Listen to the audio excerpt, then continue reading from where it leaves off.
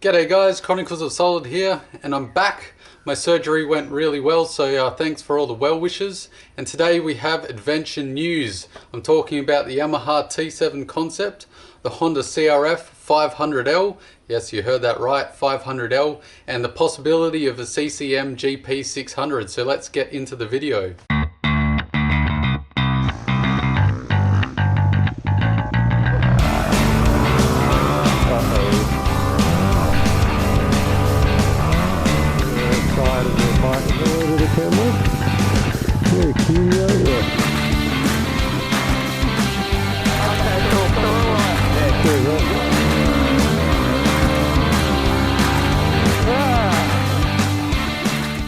Let's start the news with a fan favourite, the Yamaha T7 concept. We do have a few noteworthy developments to discuss. We know for sure now that Yamaha are officially sending the 660 10RA out the door, and something resembling this T7 concept will take its place. AdventureBikeRider.com is suggesting that Yamaha will be releasing more details in April, so we'll get some juicy specifications in just over a month. And the article also says that we might see an early 2018 release date, so make of it what you will of that information. AdventureBikeRider.com were also asking quite an interesting question. Is the T7 the most anticipated new adventure bike on the horizon? Given the lack of details we currently have on the bike and how many other bikes are being released this and next year, I would certainly say it's quite a lot of buzz, almost similar to the Africa Twin.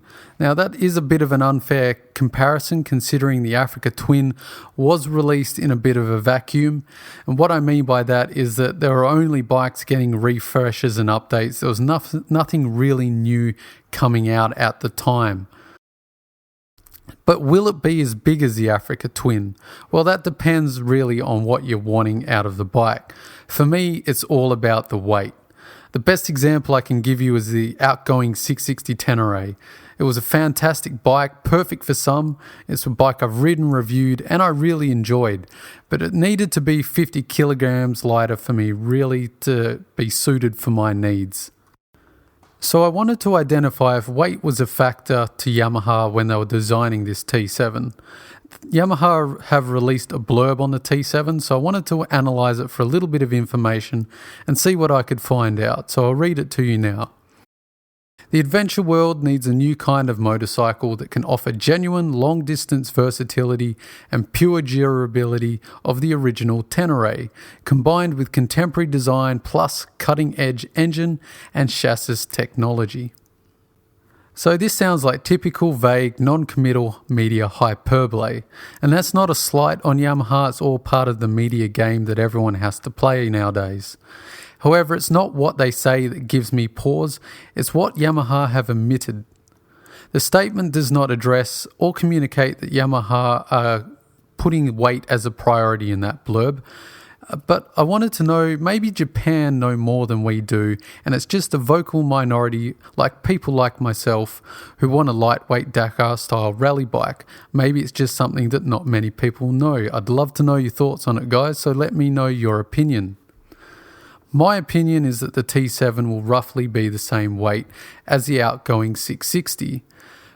I say this because it's aimed obviously straight at the F800 GS and the Tiger 800. Those two bikes are a smidge over 200 kilos. Now that kind of weight is actually a good thing for touring stability, so I won't be surprised if that's what Yamaha aim at. I think I get frustrated when the segment doesn't offer us lightweight, especially that middleweight category, because of the lack of offerings in the category below, that 300 to 650cc range. What I'll now coin as the unicorn zone. You know, that's that kind of zone where we all want this amazing do-it-all bike. And because that doesn't exist, I end up putting expectations on 250s or bikes above 650cc's, and that's a little unfair. So hopefully specs will be released in April and it will clear some of these questions I have up. Next up, we have a pure rumour. A picture of a Honda CRF500L was released on Motorcycle Monthly magazine. This obviously started an online firestorm, pun intended there guys. The picture though is clearly a very lazy Photoshop. It's identical almost to the 250 Rally, save for the 500L lettering on the fork guards and the engine casing being red instead of black. So anyone with half a clue can probably spot that. But we also have rumours of an NX650 Dominator that have been circulating for quite some time. They originally sprung up with some paint designs that turned out to be for the Africa Twin. But based on both of these articles, it appears just to be clickbait. But I wanted to continue with it, so just stick with me here. A CRF500L seems unlikely, so close to the release of the CRF250 Rally. This would just be bad business practice, as they would steal attention from each other, and releasing them so close they might cannibalize sales a bit. And it would be a stretch, I think, for Honda to release a bike like the NX650, especially when they have a CB500X. They could just throw on a 19 17-inch spoke combo and call it the CB500X Adventure or Rally and be done with it. Ultimately, I think this is the most likely outcome. Rather than a completely new bike like a CRF500L or an NX650 Dominator, I think Honda would be more inclined to focus on a CB500X Adventure or Rally. Honda is really into a modular design with their small displacement motorcycles. Honda repurposing existing platforms seems like the logical choice here. Now, while they just appear to be clickbait, the CRF500L and the NX650 Dominator articles, we've already seen a landmark explosion in the small to mid-weight sized adventure category, and it really blindsided us, or at least myself, that so many bikes are coming out, like the Versailles X300, the KTM 390 Adventure, the G310 GS, and Honda's own 250 Rally. So it's not much of a stretch to think of a midweight offering from Honda to be far behind. I just don't think it will be either of those two bikes mentioned. I think we're more likely to get a CB500X Adventure with spoke wheels, or we're going to get a CRF500L or a 300 Rally. And finally, the last tidbit of information and some house cleaning.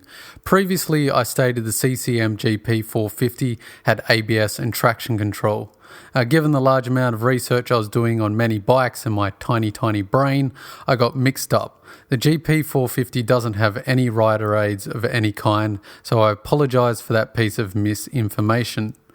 Sticking with CCM though, they announced a road-going Spitfire using the same engine as the SWM 650R, the AJP PR7, and of course a Husqvarna TE630. Who cares, you say, it's a retro classic. Well, at the end of that article, they mentioned that they will be planning to throw this 600cc in their adventure platform, giving us a GP600. So that will answer complaints about the GP450's clunky 5-speed gearbox, and it will also give a boost in power. And given how light CCM adventure bikes are, that's really exciting news. They could really be on a winner with a GP600, so that's pretty exciting news. Okay guys, that wraps up this episode of Adventure News. Some really interesting developments there, especially the Yamaha T7 concept. I'm really looking forward to some more details in April. I'll be sure to let you know in an upcoming video when I do get those details. And until then, don't forget to like, share and subscribe. Leave your comments down in the comments section below. I'd love to hear what you think. And until then, I've been Chronicles of Solid, and I'll see you in the next video guys. Catch you later.